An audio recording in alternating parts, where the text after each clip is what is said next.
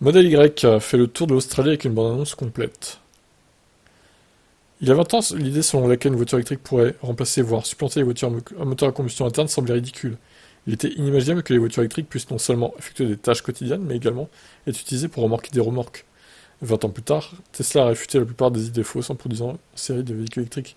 Bon bref, voilà, ok. L'ancien Premier ministre australien déclarait un jour que les voitures électriques ne pouvaient pas remorquer un bateau. Mais le retraité Jeff Giddins a prouvé que ce n'était pas le cas, comme le montre Driven, un site. Giddins a parcouru l'Australie dans une Tesla Model Y propulsion remorquant un bateau et un vélo. Il a parcouru 20 000 km, passant 3 mois sur la route en faisant le tour de l'Australie.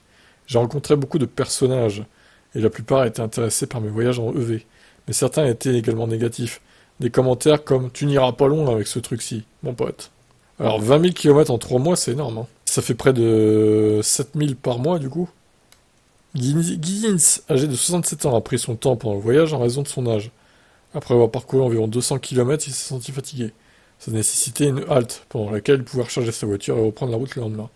Son modèle Y était entièrement rechargé, chargé de matériel, de camping et de nourriture, et la remorque abritait un vélo électrique et un kayak. Le poids total de la remorque faisait 700 kg. Chaque fois qu'il parcourait environ 200 km par jour, il s'arrêtait avec une réserve de batterie de 10 à 30%. Pendant le voyage, Giddins a roulé à une vitesse de 90 km/h, car c'était la vitesse la plus confortable pour lui, compte tenu du remorquage d'une remorque avec du matériel. C'est juste un road trip pour voir jusqu'où je pouvais amener le remorque à bateau avec le kayak et le vélo.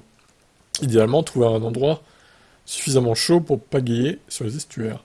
Giddins n'avait pas prévu de faire un tour complet autour de l'Australie, car il n'était pas sûr de pouvoir voyager entre deux villes dans les limites des capacités du véhicule. Cependant, un homme qu'il a rencontré sur le chemin lui a montré le chemin sur une vieille carte routière qui s'est avérée suffisamment courte pour être parcourue avec une voiture électrique chargée.